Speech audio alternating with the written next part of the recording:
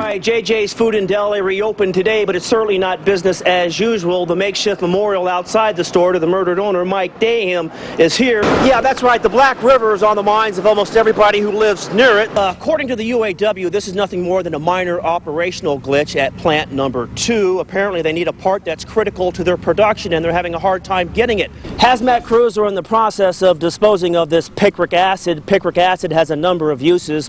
I'm Blake Chenault with breaking news on Cleveland's west side. Apparently about 5 o'clock this afternoon, a man and a woman were shot while talking at this gas station. The man and the woman, again, were speaking at this gas station when a third party arrived, produced a gun, shot the woman in the face, shot the man 3 times. The man staggered inside of the gas station, told the clerk what happened. The clerk then called an ambulance for help. The shooter remains at large tonight. We're getting all this information from an anonymous source who spoke with the gas station attendant, who tells us that the shooter possibly is a spurned lover of the woman. Again, the shooter remains at large tonight, and the 2 shooting victims, a woman shot in the face and a man shot 3 times in the body, are at the hospital. No word on their conditions.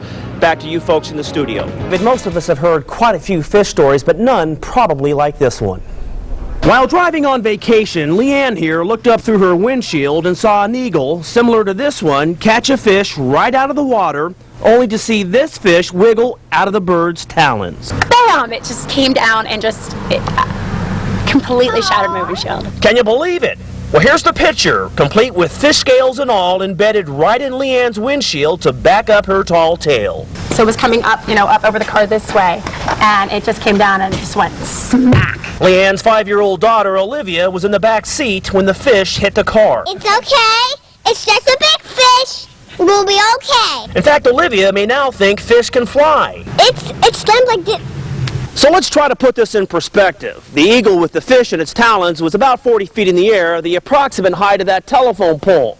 The fish was about 1 foot long, falling 40 feet, hitting Leanne's car, which was traveling at about 40 miles an hour. Bam! Smack. Smack. After the fish impact, Leanne felt so lucky she bought a lottery ticket, but her luck had since run out, leaving her with only this fishtail and the nickname Eagle Eye. I've been known to have some weird random things. And Leanne's insurance would not cover the cost of the windshield, which was about $250 to replace. In the Newsplex, Blake Chenault, 19 Action News. Crews board up a property that really was a powder keg ready to explode. Are you worried about your safety? Very much, when there's 50 sticks of dynamite at least. Not much of the garage left now, but earlier today authorities found so many explosives here, they issued a no-fly zone over the neighborhood. They would have actually destroyed this community. About 4 blocks were cordoned off. Folks in their homes were evacuated, as well as a daycare center.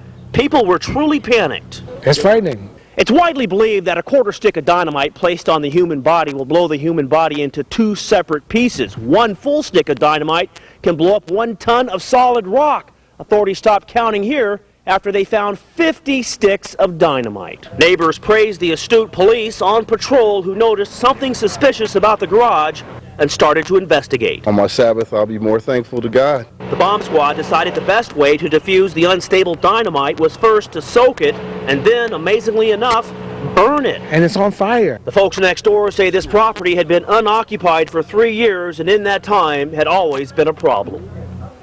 Now, as the police investigation into where all that dynamite came from gets underway, there's a collective sigh of relief from a lot of folks in this community that nobody was hurt or even killed by all of that unstable dynamite.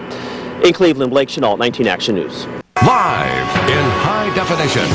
19 Action News at 11 starts now. Football is back in northeastern Ohio, but before the Browns could even take the field today in Berea, they got some really bad news. Sports anchor Mark Schwab is live in the Newsplex with the developing details. It definitely was in Mark Schwab, 19 Action News. All right, thank you, Mark. In Alliance, another one for the dumb criminals file. A man behind bars after a standoff, get this, over a couple of pizzas, and the negotiations all caught on tape. And Mr. Winkler, already convicted 3 times for misusing the 911 system. This time he's facing theft and obstruction charges. A gruesome discovery on the east side, a body found in a burned-out SUV. It was a fire last night, and didn't nobody know there was no body or nothing in there, but it's always a lot of stuff going on around here. The vehicle was parked in the driveway of a vacant home on East 66th. Neighbors say the fire was put out last night, but the body wasn't found until police arrived to haul away the burned-out shell. The coroner's office is now processing the SUV and the body to determine who the victim is and how that person might have died. Six children are in limbo tonight after their parents died in what police are calling an apparent murder-suicide, and it all went down in Worcester. 19 Action News reporter Joy Benedict has the latest developments. It's a home like... Homicide detectives are closing in on some of Cleveland's most dangerous criminals. Coming up, how you can help in tonight's Warrant Unit. You're watching 19 Action News. Honest, fair, everywhere. A series of unsolved murders and a record cash reward. Here's Bob France with a preview of this weekend's Warrant Unit. On this week's Warrant Unit... Now, your 19 Action News First Alert forecast. And feeling it as well. Well, you know, all in all, that's not a bad-looking forecast. I just hope that we don't see any of those high humidity days that we saw last week. That was what was oppressive, wasn't it? That was tough to take. I tell you, through that humidity, I was feeling my age. Never. All 30 years of you? Thank you. On air, I would hold on to win that thing. Can you imagine playing soccer for 2 days? I know Loftman can. Yeah, absolutely. Special day for you? Oh, God. Happy birthday. Thank you. Yeah. Thank you. Yeah, 29 again, folks. Again, right. You're looking great. Great. Thank you. Happy birthday, my Darn friend. you. And stay with us. We'll be right back. Looking quiet again.